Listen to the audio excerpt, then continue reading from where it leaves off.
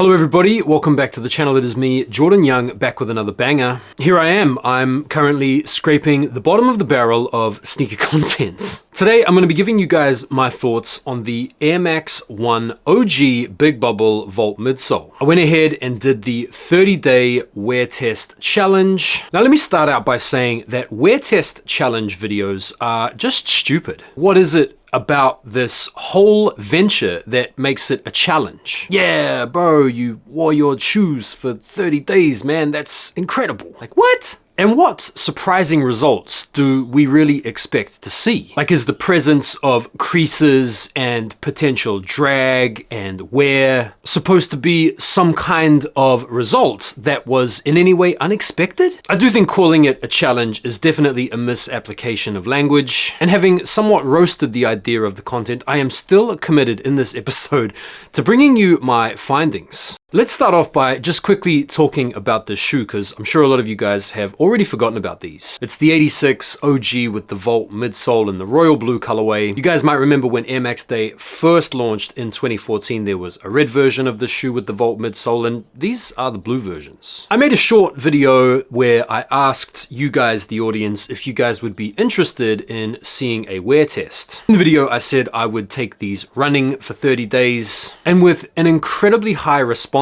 rate of 189 individuals, 63% of you guys said that you'd be up for seeing the wear test. And so, being a man of democracy, I have seen fit to do that very thing. So what can I tell you guys after rocking these for 30 days straight, both for running and for walking and just generally banging about in? Well, I can say this, I've definitely had fun wearing them. As you can see from the current condition that they're in, I have completely battered these. The weather over the past couple of months here in London has been incredibly poor, not too dissimilar from the other 10 months of the year, to be fair. And as you can see by the soiling and the stains, I haven't just limited my activity in these to the roads or the concretes. These have been out in the bush with me.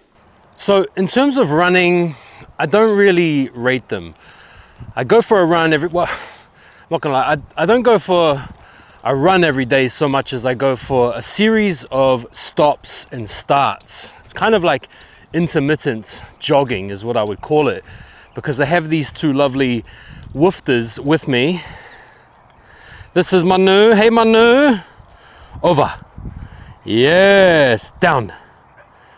Good girl. Over again. Woo! Good girl. Good boy Poodoo. Are you a good boy? You good boy. And so whilst we're definitely not setting any time records or going at a particularly rapid pace, they don't function that well for running. Nonetheless, they're quite stiff in the midfoot. There's not much in the way of rebounds or recoil. There's not much in terms of impact absorption. So for running, I'm gonna give these like a 5 out of 10. The only thing I would say that has prevented me from getting injured whilst running in these is the fact that my running is incredibly slow and that I am generally accompanied by my two dogs who like to sniff every other lamppost and pee on every other letterbox. Walking though, that's another matter. These have been quite delightful to walk in. I've got to say, like, it took probably about a week to really break them in, to loosen up the material on the uppers, and to just, yeah, kind of come to terms with them, get to know each other. But having done that, these are quite nice to walk in. So even though it is a running shoe, that's what it was made for, that's what it was designed for, that's who it was marketed to, these are no good, in my opinion, for running regularly. Once the uppers did start to loosen up, and once I did break them in, I didn't find them that bad at all to just generally walk in. Right, so I don't want to blue ball you guys. I do want to try to bring these back a little bit and clean them up. And to do that, I'm going to be using a combination of the following ingredients. I'm going to be using this Vanish stain removal spray. I'm going to be using this antibacterial spray. At least I think it's antibacterial spray. I just found this on the sink.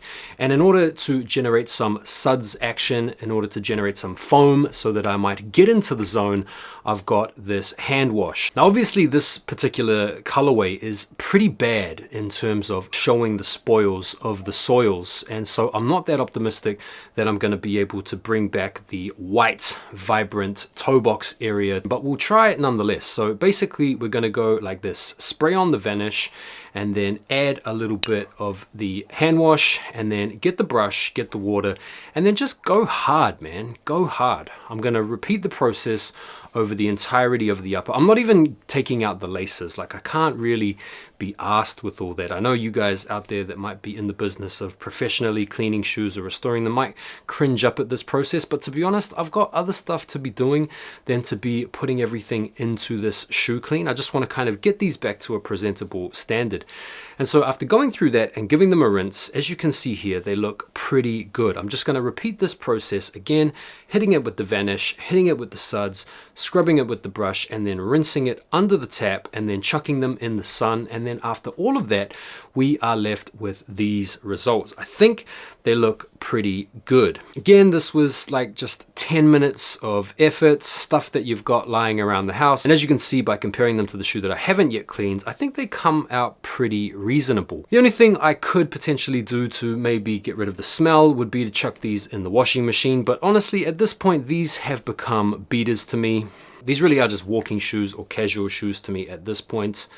They're broken in really nicely now to the point where I'm so familiar with them, the foot has found a home in them. And generally speaking, I think they are really cool. And that concludes my 30-day walk, run, wear test challenge on these. It was an amazing challenge. I feel really good about it, really proud of myself that I wore shoes consecutive days in a row. The findings were amazing. The shoes showed signs of wear and stress, and we can now all move on with our lives. So let me know what you guys thought down below. If you'd be up for, I'm not even gonna ask you if you'd be up for watching another wear test challenge video. I think I've done it now. I've ticked that box. It's a pretty rubbish concept and idea, unless of course the shoes are for a specific purpose, like some kind of hiking shoe or some kind of actual running shoe or some kind of walking shoe. But in terms of using these for anything other than wearing casually, I don't think it's a particularly good shoe, although it's classic, it's cool, I like them. Thank you guys for taking the time to watch. I'll see you guys on the next one. Take care for now,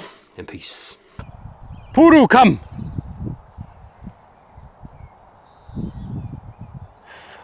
Puru mana, come! He's going for a piss. Come on! You good boy! Good boy, Puru!